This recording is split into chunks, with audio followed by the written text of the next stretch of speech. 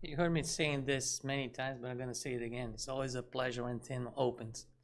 I know that is um, not very frequently, but it's very powerful. So I love to have this kind of opening from him. And today we're going to talk about something that doesn't happen to our lives, right? Nobody got to crisis phases. But this is an excerpt from the book of Daniel Azizi, and he also did a speech about his book, Our Road to Damascus. And this is the chapter 6, when Saul got hit by the light in front of Damascus door. It was Jesus, and what is the meaning of all of these? So we're just gonna talk a little bit and try to apply that to ourselves, because the way that he put it's amazing. I compile it. Didn't change anything on his words because it's so easy to understand what he's trying to tell us. Imagine yourself in the middle of the desert with a caravan running to Damascus. That could be something that in our brain could be something very poetic or something very nice. But for these guys on that time, it was hot, humid, messy, and boring. Because you have to go in a straight line. You're not going like fast because you're going to kill the horses or the camels. It doesn't matter. The tale told that he went with a horse. He fell off the horse. But even though you're not going to push your horse in the middle of the desert because he's going to die of dehydration. So you need to go steady and like, oh my God. It's not like, where's the ways? What is the shortcut? There is no shortcut. And once he was like in the middle of everything and he was getting to the Damascus itself and the door, to tell, or the passage was saying that he got hit by a light. And Jesus just asked him, why do you persecute me? What do you want? And he asked, okay, who are you? He knew who Jesus was. He said, what do you want from me, Master? And that's the rest of the story. We're just going to concentrate on that part. When he got hit by the light, he fell on a horse, and he hit the ground. Those will be 3 parts that we're going to analyze a little deeper than normally we do.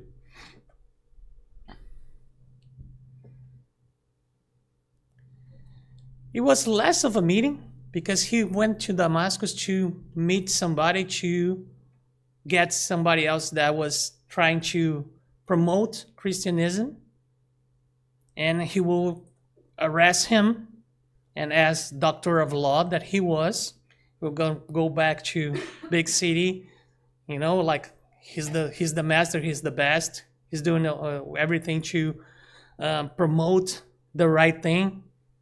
So he thought that he was having a meeting, but he had a fall from his metaphorical horse. It was real. He fell from a horse, but in that matter, it was not a meeting. It was like just hitting the ground so fast and so hard that it brings you back to who you are. How do you react in life when life throws you a curveball? Normally you're not prepared, right? Have anybody here play baseball? So how do you hit a curveball? It's not easy, but if you try, what comes to your mind? Because you don't know that a curveball is coming. But when you see and say, oh, gee, it's a curveball, what can you do? Patience. Wow, great. What else? Anything else? Guys that play baseball, not my forte. Patience. Awesome. Keep your eye on the ball. Exactly. Don't lose your focus. Great. We're having great insights here. What kind of lesson destabilize and send you reeling? What kind of information, what kind of thing that can shake you so hard that you don't know what to do after that? That put you in a so uncomfortable situation that you don't know how to react.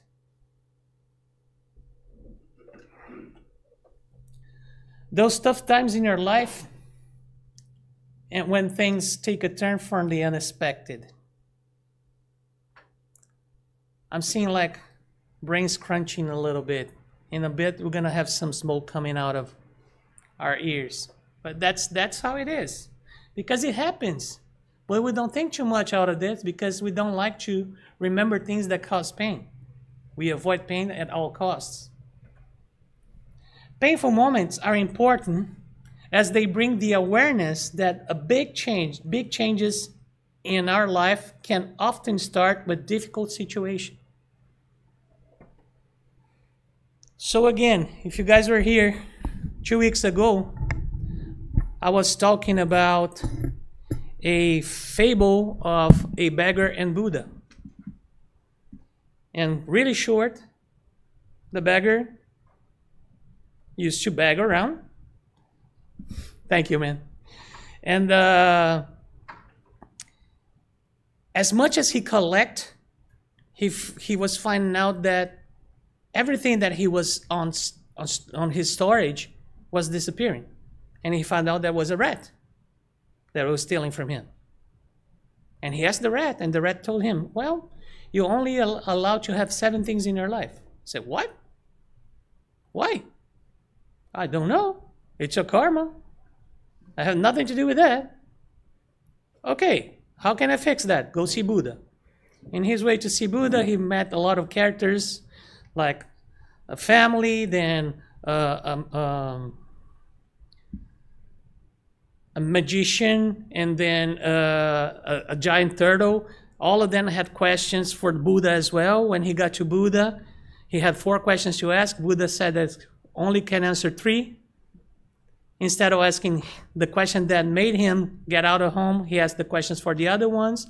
In reward, he got treasures from the turtle. He got the stick from the warlock. And he got to marry the girl from the house. And none of this is important. What is important is, who is the rat? Because that we need to be empathetic and help people, we know that. But we don't know who the rat is. The rat is the pain. The rat is the promoter of big changes in our lives.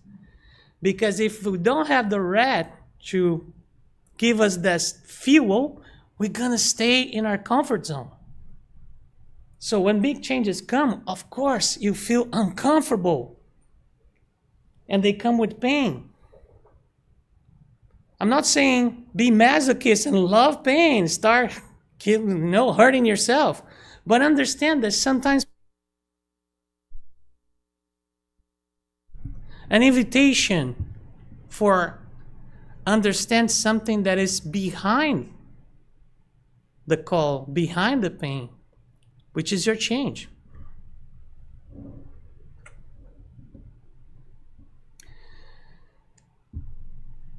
This is a blueprint of expectation on hard moments. We are all facing or will face an internal battle that no one can perfectly understand.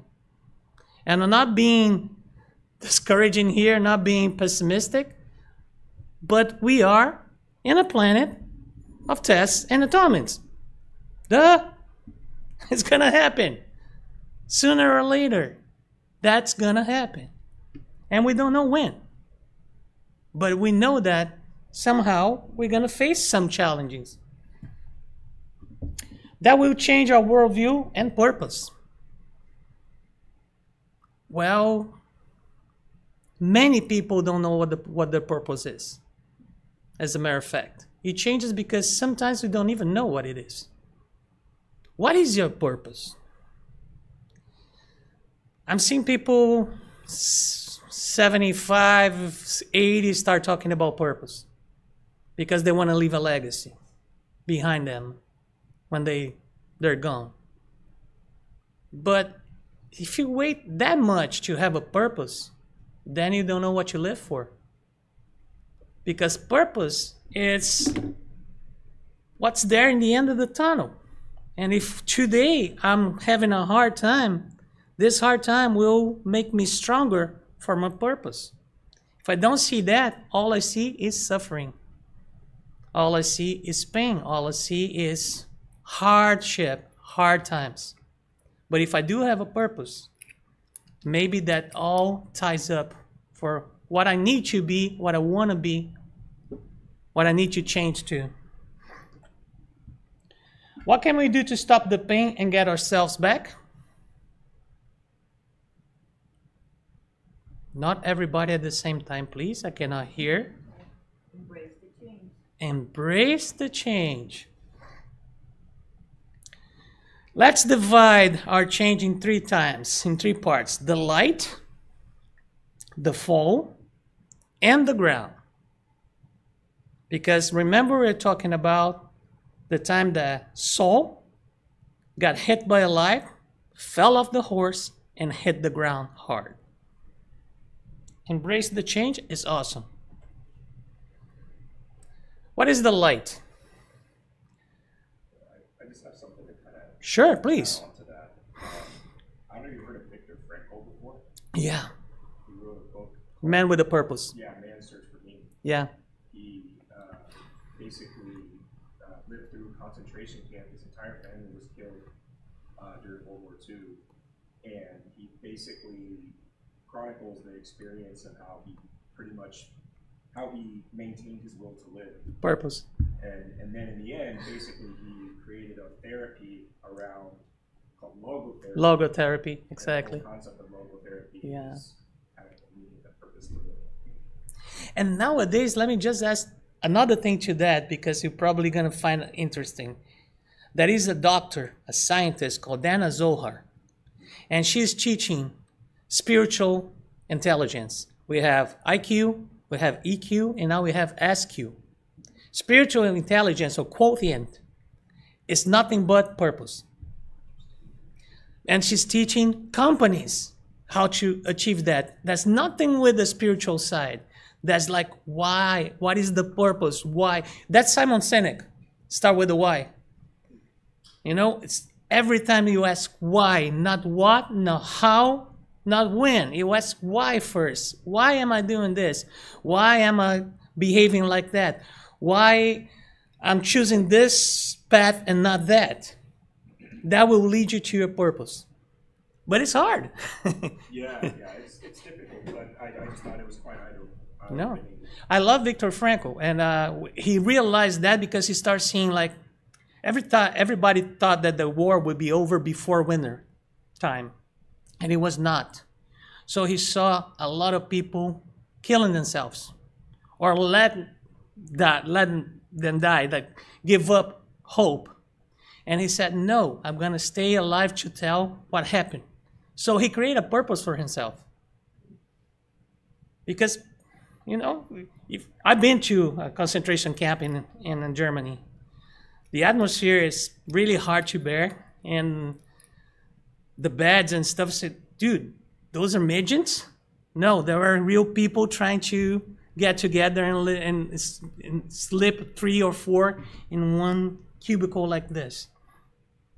It's hard. It's really hard. And to survive to that, it's harder. You have to have a purpose. Back to the light, guys. What kind of light can make us lose balance? What kind of light can make you lose balance? A bright light, right? You're coming from, like, just woke up, open the door, and here's the sun, poof, and you don't know what's happening. It's probably that. What light stands for in this parable? It stands for understanding. I see the light. shed some light through this mystery. Give me a light in the end of the tunnel. Light stands for understanding. So, it's a new knowledge that transforms our worlds that we could not or did not want to see before. And that's the key here. We could not or did not see before. And that's why it hits us and make us lose balance. Because if you take the light, the new knowledge, little by little, it will not overwhelm you. It will not take your balance out. But if you deny that truth up to a point that it hits you in your face, then you fall off the horse. Then you lose your balance. But normally, we wait until last moment to change, to accept. And then it's too much to grasp in once. And we fall off the horse. If we close our eyes to what is in front of us or within us for a while, like our emotions, then they will hit us with the same strength and intensity that we use to keep them away. This is Newton's third law. For every action, there is an equal and opposite reaction. This is not spiritual. This is science per se. If you close your eyes long enough to a situation, to a truth, to something, it will hit you with the same intensity that you use to keep your eyes out of that. And that hurts. And that hurts. Why? What can we do to prevent that? You just said, right? But Benjamin Franklin gave us the recipe. 1 ounce of prevention is worth a pound of cure. So embrace change little by little. If we want to prevent the shock to process everything at once, invite change while they are small. Because if you don't take it where it is small, it's going to be hard for you to deal with when it grows. And it will grow. Because if you need to change, nothing in the world will prevent you to, besides yourself. Khalil Gibran used to say, tell me to love my enemy, and I went ahead and loved myself. We are our main enemies. We normally are the ones that are in front of us. That is a great friend of mine. He's a coach. He used to say, hey, get out of my face. He was talking to himself. Like, don't make, I want to see the horizon. You are covering me, and you are me. So give me space to see. Give me space to breathe. Openness requires reflection and a new mindset. Everything that is new, everything that is a change, comes with pain. Why? Because when you think about changing, means that you're losing something. Even if what you're losing is not good, you're losing. And we as human creatures, as animals per se, hate to lose way more than like to gain. So it's hard to change your mindset. It's hard to go and do something different because something inside of you will say, that's not going to be good. Thankfully, I'm losing a little bit of my belly nowadays. But before, just to, embrace that kind of situation, me and a lot of people used to say, why am I losing my belly? I invest so much on it. So much money. It's ridiculous. But in some way, your brain got happy with that kind of concept because it's supporting what you don't want to do. And that gives you pleasure. So if you want to go against procrastination with pain, wrong way.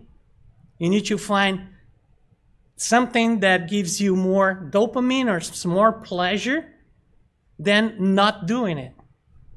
That's the only way. So embrace changes. Why should I change? Well, because I'm going to be better in this, and that. If you do have a purpose in the end, it's easier to support. If you don't, you're kind of lost. And you're going to walk around with the system that you have inside your skull, called brain. Whatever it is you often do it differently. Have you tried? Today I talked to, I was giving a training for an accounting company, and I was talking about the rat thing and how to see the problem, and people were rolling their eyes and stuff, say, well, maybe you don't hear me, but maybe you can hear something that is wiser than me called Albert Einstein. Maybe, I don't know.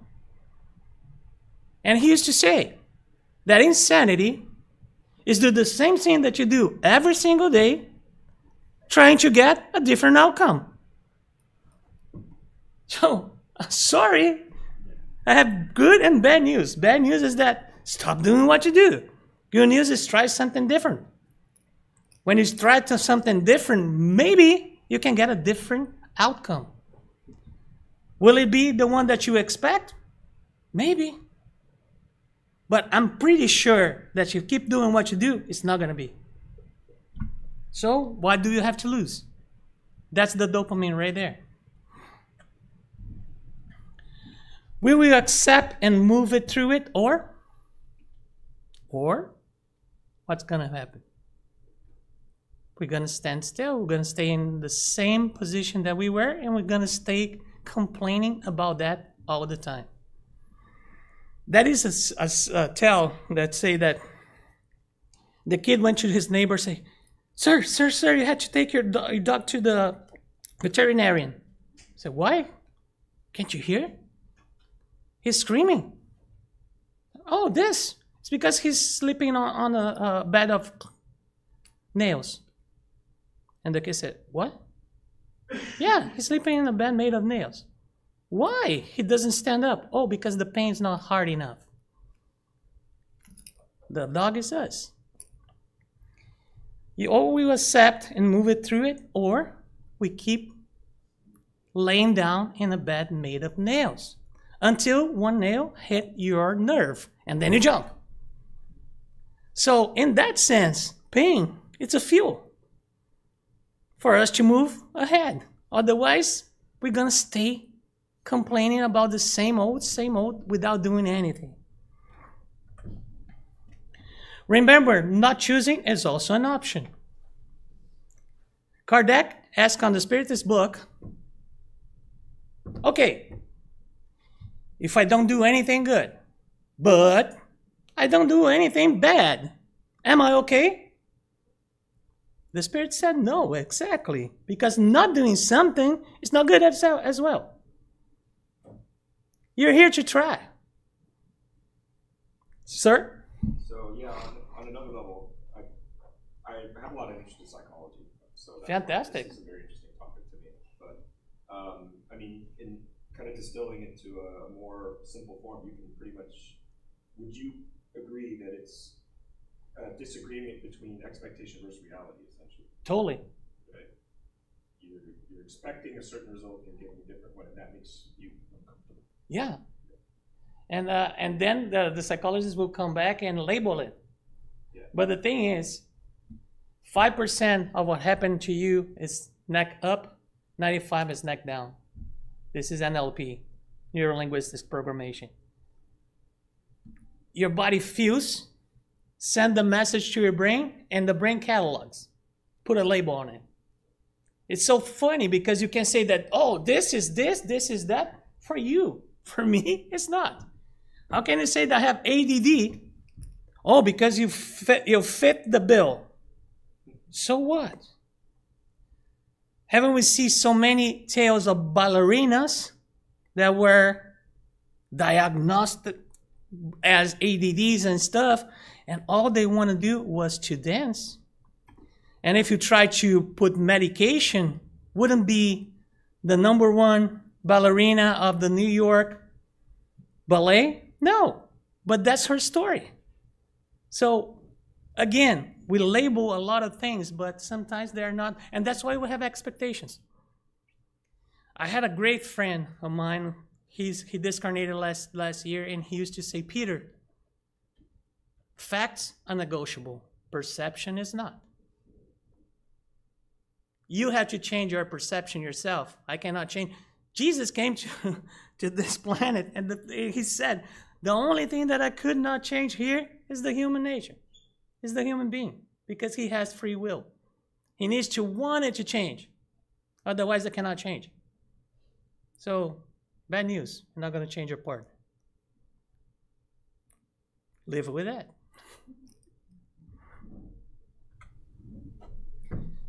What is the fall? Have you ever fall from a horse? I did. It hurts. It hurts both physically and emotionally. The fall hurt or hitting the ground hurt? The fall hurt. And hitting the ground hurts as well. Hitting the ground hurts you physically. The fall hurts you emotionally because everybody that is around you says, he's a joke. Why is riding a horse? I was in this farm, and there was horses to rent, and I'm trying to get through the main entrance of the farm. And every time I got to the very entrance, the horse stops. And I was getting really frustrated with that. So I put full gallop. He's not gonna stop. He did. I didn't. He did. I flew. And the other day, I had my kids that are young. I couldn't even raise my left arm to put some milk for them. It was really painful, physically. But emotionally, it was worse. Because then Dad, my hero, is a joke. So the fall that happens to Paul when he was Saul was the same. It's like, you think you are in the top of the world. Guess what? Newsflash, you're not. Fall from a horse leaves both physical marks and emotional ones. Pain makes us pay attention to and rethink things. So pain, my friends, is not pain itself. It has a new purpose and new meaning. Change is painful. To make an omelette, you have to. And who the eggs are. We are the eggs that need to be cracked. But when you think about the omelette, you don't think about cracking the eggs, and you don't think about the process of cooking. You only think about the end product, the tasty one. That's the reward. But in order to get that, you had to go to the change. That's the baking process. What you're going to crack? Misconceptions, assumptions, and old habits. We often remember the tasty end of the product, but the act of cracking some eggs does not make an omelette. Because we stop on that. Oh, to make an omelette, we have to crack some eggs. And what? And now what? Honey, can you help me here? There's no honey when the egg is you. It's you and yourself. And sometimes the end product is not that tasty because you don't know how to bake it. Right?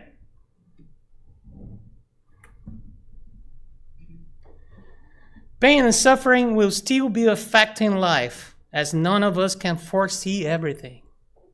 Get used to that. Not saying being a masochist. Because when you see that pain, it's an invitation to change. People say, oh, you guys, your spiritists are masochists. I never saw nobody laying down on a corn and, hitting themselves. No, we're not. But you can suffer or you can understand. What is the invitation that this painful situation is bringing to me? So I'm gonna get rid of the pain easily, faster. But pain will be there because that's the fuel, that's the invitation to change. To mitigate the pain, understand why it is there and when it can happen. We probably can predict a lot of things that we do that are not gonna go right. But we do anyways. Why? Because we have a stubborn brain. He likes to do even though he knows that is not right. And I don't care. And that's why psychologists call,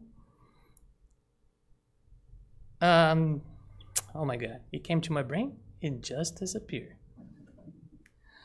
Cognitive bias. You choose the information that fits to what you believe, even if the information is not true. Oh, why should I don't get vaccine? Because of this, this, and that. Why should I get vaccinated? Because of this, this, and that. You choose your truth, basically, and you live with that. So sometimes you know when pain will come. If you don't get vaccinated and you go to places that everybody's sick, well, you're playing the odds pretty big. Pain is a signal. Surface every time something is not working as intended, like you just said. It's the difference in between expectation and what happens. Oh, I thought that the outcome, I thought that the result will be this, but I'm getting that. And then you get pain out of this equation. But it's a call to action. It's a call to remediate. It's a call to change. The art of predicting pain is the art of predicting when we will move away from ourselves, when we got detached from our needs, when we are about to not fulfill what we are meant to be or do, when we move away from the right path, we got a detour and we found out that Waze is taking me to a place that is not that great. And I have to go back and redo it again. Understand pain and suffering is the process of learning about ourselves. Nobody likes to look within because nobody likes to find things that we bury so deep that now is killing us. But when you look, instead of using your eyes to look outside and you look a little bit inside, you will find some very interesting signs that you're doing right or not. St. Augustine used to say, right? When I go to sleep, just check. Check your conscience. Ask yourself, did I do everything that I could to help the others? Could I do better in some way? And he was St. Augustine. So, we're down here. And we don't do that. Because we don't want to have the answer. We already know the answer. It stops being a liability and becomes a major asset. When you do that, instead of being a liability, pain, it's like, oh, something is happening. Let me check. Let me, get my checklist and see what's going on here that I didn't realize yet. And then you hit the ground and the physical pain comes. The ground is where what really matters take place. It's witness to our encounter with pain and with a higher calling. The immutable and vast volume of stuff in which we stand. That's our ground. We don't tell our kids, you're grounded. That's the best thing that we can do for ourselves. Be grounded. Because when you are on the horse and you don't have control of the speed, you're about to hit the ground again. And the ground, it's your basic level is where you find yourself. Who we truly are, not who we think we are, not who we want to be, and not who we think others think we are or want to be. It's who we really are. When you are in pain, when you fell off the horse metaphorically or even physically, you start looking at yourself, not the image that you have about yourself, not the perception that you have about yourself, but who you really are. We don't pay much attention to the ground as we are too busy trying to fly. That's the truth as well. But the ground, as the name says, is our base. We need to pay attention to. To fall from the horse to the ground is to fall back onto our real selves. When we peel away the complex layers we have placed upon ourselves for work, social acceptance, and our own egos. Who are we? What mask we are peeling? We're kind of onions with layers upon layers upon layers upon layers, right? But can you find yourself in between those layers? Or you have to peel up the last one and say, oh, there I am. Now I recognize myself. The ground does that in a snap, literally. When we trade heaven, our feet firmly on the ground for a horse that can cover great distances faster, we risk losing our balance. Sometimes the proposal is too good to be true. But as we want that outcome, we take it. And guess what? It was really too good to be true. It was not true at all. But we prefer to take that fast horse, and we could not keep with the balance in the middle of the gallop because it was too fast. Terrain was not even. And you hit the ground. The floor beneath us is the forum in which we wrestle with ourselves, our wants, our wishes, our purpose, and meaning in this world. It's the place that you really are who you are. And sometimes we don't like who we are. Then we wrestle with ourselves until you embrace it. Until you say, okay, that's who I am. I'm not perfect. If I were, I'll probably not be incarnated in this planet. Because I don't know if you know this, but I have another news flash which is not good. If you are incarnated in planet Earth, you're no good. You're trying to be good. You're perfecting yourself, but you reincarnate in this planet, and you're not a missionary. Last time I checked, I'm not. I'm no good. I'm trying to be. I'm trying to do something good. I'm trying to perfect myself. But don't make a fool of yourself. Don't wrestle against who you are. Embrace it and try to get better. And try to get rid of some habits that are not good. Try to do something better next time. If we lose contact with all of it, we cannot progress. And we are spirits made for progress. You can't stop not doing anything. You're not going to regress, but you're not going to progress. And that's why God gave us multiple incarnations. Because he said, you're all angels. We don't see ourselves as angels. Not at all. So it's going to take a while. Meanwhile, let's understand our ground. Let's understand what is the time to take the horse and what is the time to walk.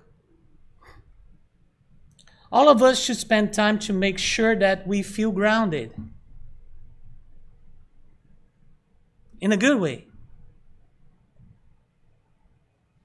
So, what do we learn from Paul?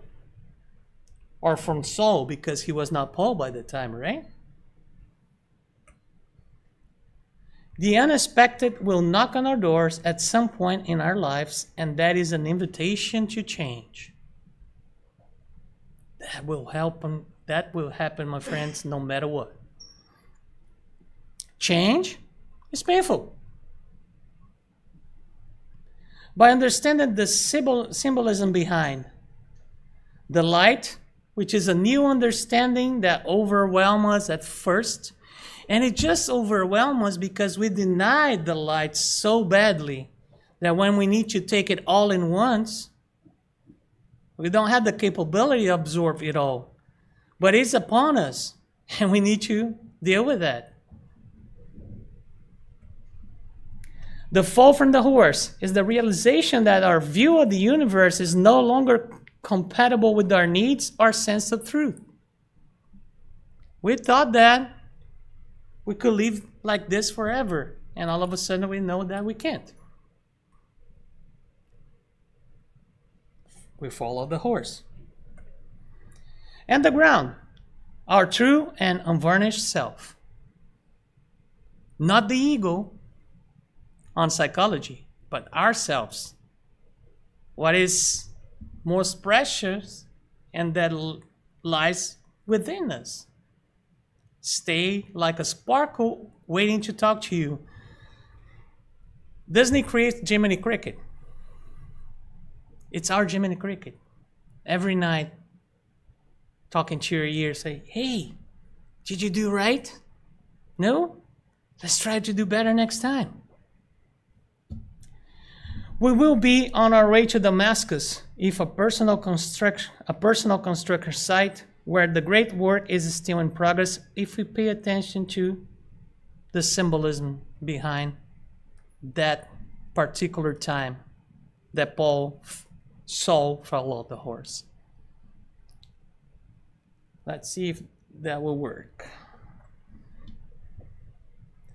Rafael, do we have audio on it?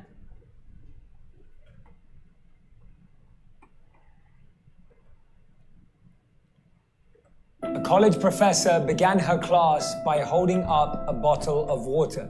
She asked the students, how much do you think this bottle weighs? 1 pound, 2 pounds, 3 pounds, the students answered. And then she said, imagine I hold this bottle like this for a few minutes. What do you think would happen? One of the students shouted, nothing. So she said, what if I was to hold this bottle for a few hours? The student said that her arm would then start to hurt. So she asked again, and what if I was to hold this bottle for 24 hours? They said you would be in extreme pain, your arm could fall off or be totally aching. The professor then said, notice the weight of the bottle didn't change during that time at all. The only thing that changed was the length of time I was holding it. She said this bottle represents our challenges, our problems, our worries, our stress and anxiety, and it shows that the longer we hold on to them, the more damage and harm they can cause us. Your peace is more important than driving yourself crazy, trying to understand why something happened the way it did.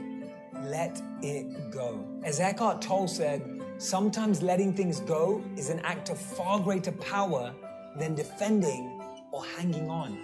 We don't let it go because we think we can control it. If a person shows you their true colors, don't waste your energy trying to repaint them. If a situation isn't serving you or growing you, don't try to control it. Let it go. Stop wasting energy on people who make you feel like you are hard to love. One of the best moments in life is finding the courage to let go of what you cannot change. It's not holding on that's the issue. It's what we're holding on to. We can either hold on to things that weigh us down or lift us up. Sometimes the weight we want to lose isn't on our body. The most expensive real estate in the world isn't Dubai, it's not Singapore, it's not New York or San Francisco. It's your mind. Don't let anything or anyone stay there for free. You have to understand that people come and go. Stop holding on to those let go of you a long time ago. Sometimes the person who hurt you, they won't have the answers. You have to find them yourself. They won't have the reasons. You have to learn them yourself. They won't give you closure. You have to do that yourself. And remember, if we don't heal the pain of our past, we will bleed all over our future. Just set it down and walk away.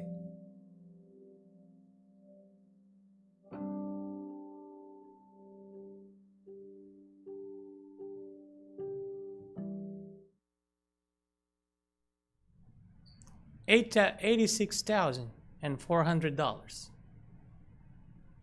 and somebody steal $10 from you. Would you use $86,390 to sue this guy to get even with him? No, right? We have 86,400 seconds a day. Somebody steals 10 seconds of you, and you use 86,390 seconds to get back to this person. The question is why? Why are you losing time with something that's not going to fulfill you, that's not going to give you anything back? But the impression or the perception that, yeah, my revenge is done. For what? For nothing.